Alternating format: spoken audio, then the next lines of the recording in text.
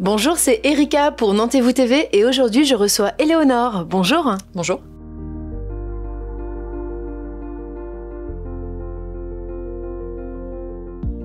Éléonore, tu as la capacité à citer ton soin avec sans complexe, j'ai envie de dire, parce que toi tu proposes en individuel un soin qui s'appelle le soin chelou. C'est ça. Est-ce que tu peux me dire comment on en vient à ça en fait? En fait, j'ai une pratique assez particulière des soins énergétiques. J'utilise la vibration du son en particulier, donc quand on vient me voir, on m'entend chanter. Je parle différents dialectes qui me viennent comme ça. En fait, je fais ce que j'entends.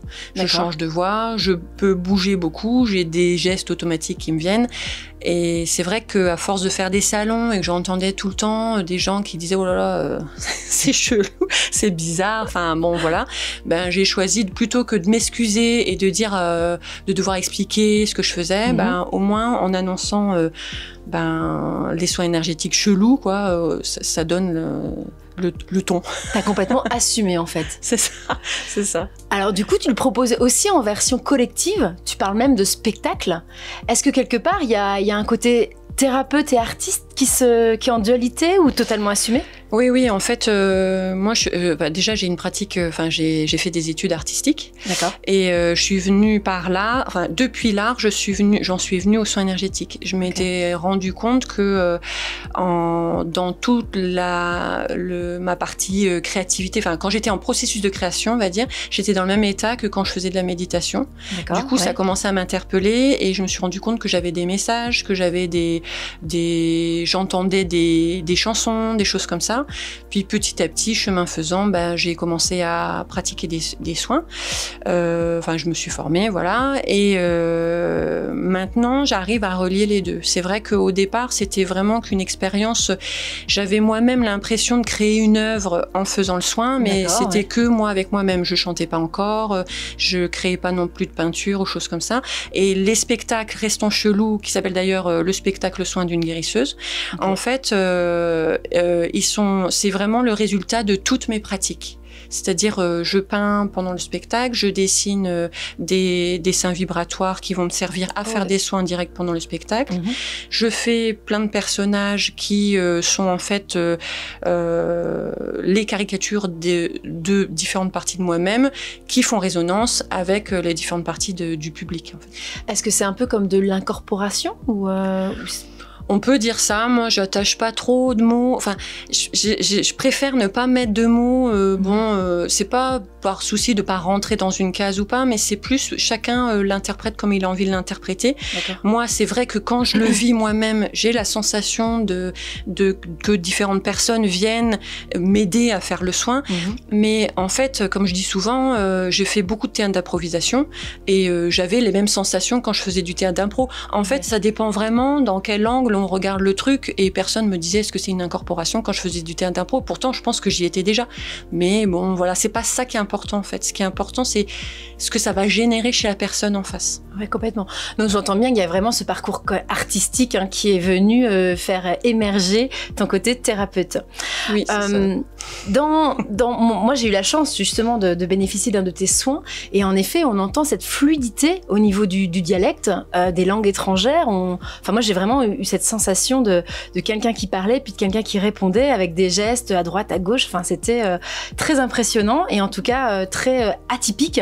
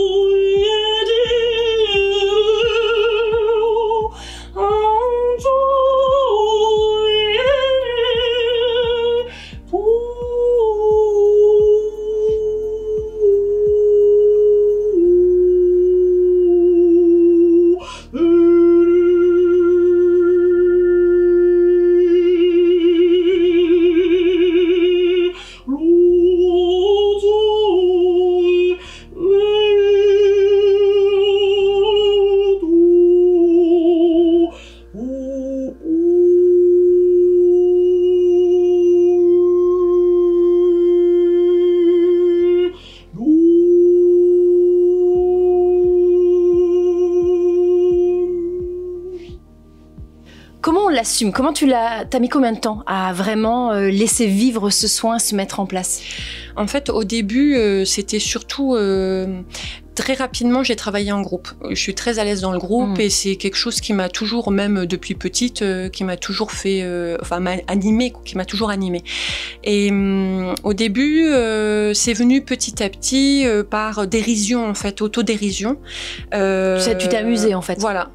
Et après, j'ai vu qu'il y avait ça créait des interactions intéressantes et au niveau énergétique, que les personnes lâchaient ce qu'elles avaient besoin de lâcher ou pas, enfin, ça crée un terreau en fait propice aux soins. Et du coup, j'ai pas mal expérimenté, mais c'était que dans un cercle fermé, quoi. Comment c'est accueilli dans ton cercle familial? Parce que c'est vrai que les thérapeutes, des fois, il y a un souci de légitimité et il y a ce regard quand même de l'autre et le regard de la famille, le regard des amis. Comment on gère ça? En fait, moi, c'était... déjà, j'ai grandi dans une famille qui a toujours été ouverte à tout ce qui est développement personnel. Mes parents accueillaient des stages même chez eux, on habitait une grande maison, donc moi, ça n'a pas posé problème. Et puis en plus, j'ai toujours été vue comme Lulu-Berlu un peu de la famille, avec des idées barrées, voilà. J'ai toujours fait des spectacles, j'ai toujours organisé des trucs un peu bizarres, donc non, ça s'est très bien passé, non, franchement, là, je suis désolée. Ah, mais c'est très bien. Ça veut dire au moins que c'est assumé et que voilà, dans ton cheminement, c'est pas le cas de tous et c'est un exemple en fait, tu vois, à suivre. Parce que c'est vrai qu'on a des personnes des fois qui ont envie d'être thérapeutes ou de se lancer dans des activités et qui n'osent pas. Donc je trouve qu'un parcours comme le tien, c'est intéressant justement de le mettre en avant par rapport à ça. Pour moi, les spectacles restants chelous, c'est ça. Le grand message du spectacle, c'est ça. C'est en gros, regardez ce que je fais comme c'est chelou. Moi, j'arrive à en vivre, j'en vis à temps plein, c'est mon métier, j'accompagne des gens comme ça. Donc vous, avec votre petite chelouterie, c'est bon, je pense que vous pouvez y arriver. Assumez-la, quoi. C'est un peu ça. Oui, oui. On peut dire que peut-être tu mets peut-être en éveil leur potentiel et tu déverrouilles pour qu'ils acceptent ce qu'ils sont. Oui, c'est ça pour moi. Ouais. En fait, je viens vraiment démystifier le développement personnel, le développement spirituel et dire en gros, bon, c'est bien de comprendre pourquoi est-ce qu'on est comme ça et d'où ça vient, voilà. Ouais. Mais maintenant, arrêtons de chercher à enlever tout ça parce que c'est ce qui fait notre chelouterie, quoi. Je dis, enfin, c'est ce qui fait notre particularité. Et dans nos amis ou nos connaissances, ce qu'on aime chez eux, c'est leur truc bizarre. Enfin, c'est pas, on cherche pas à avoir des amis plats, quoi. C'est pas. Ou alors je suis la seule à vivre ça comme ça. Non, t'as raison, notre unicité, notre spécificité, voilà, c'est vraiment des choses qu'on recherche. Aujourd'hui, tu reçois donc en cabinet, en visio, je crois. Oui, je travaille en visio. Ouais. Et en groupe. Et en groupe. Ouais. Les groupes, c'est tous les mois? Non, c'est un peu. Enfin, c'est très régulier. Généralement, il y a au moins un groupe tous les mois. D'accord. D'un stage de 1 ou 2 journées. Souvent, j'ouvre 2 jours et puis les gens s'inscrivent 1 ou 2 jours. Okay. Comme je construis les stages au fur et à mesure de ce qui se présente, ça pose pas de problème que les gens viennent 1 ou 2 journées, quoi. Et sinon, après, à partir de mai, j'ai des gros stages qui sont sur 5-7 jours, qui sont en bivouac, comme une retraite, Drôme, quoi. Voilà. Okay. Ouais. Où là, on vient vraiment à l'essentiel. Et tu es toute seule à l'animer ou tu fais de la collaboration? Ah non, moi je travaille toute seule. Et j'assume aussi. Et d'ailleurs, pendant les spectacles restants chelous, comme j'ai quand même besoin d'assistants, c'est les gens du public qui font les assistants. Et du coup, ça rentre dans le spectacle, en fait. C'est vraiment un one-woman show. J'improvise tout du début jusqu'à la fin et en faisant des soins, quoi. Ouais. Porté par l'énergie que tu ressens à ce moment-là. Voilà. Ok. Si on a envie de te retrouver, on fait comment? Eh bien, on tape Éléonore de Lardemel. D'accord. Sur Internet. Ouais. Si vous tapez aussi, j'ai vérifié il n'y a pas longtemps, vous tapez Restons chelous ou soins chelous Éléonore ou soins chelous Rosé ou ça marche ici. Ok. Donc c'est sur Facebook, sur ton site Internet. Oui, j'ai aussi une chaîne YouTube qui n'est pas encore très active. J'ai testé pas mal de choses, quoi, mais elle a le mérite d'exister quand même, où on peut recevoir des soins. Enfin, je me suis filmée en chantant ou en faisant des soins chelous. Je grimace beaucoup, vraiment comme je fais, quoi.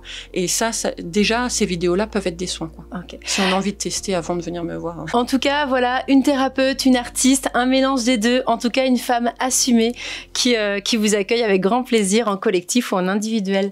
Merci beaucoup, Éléonore. Merci.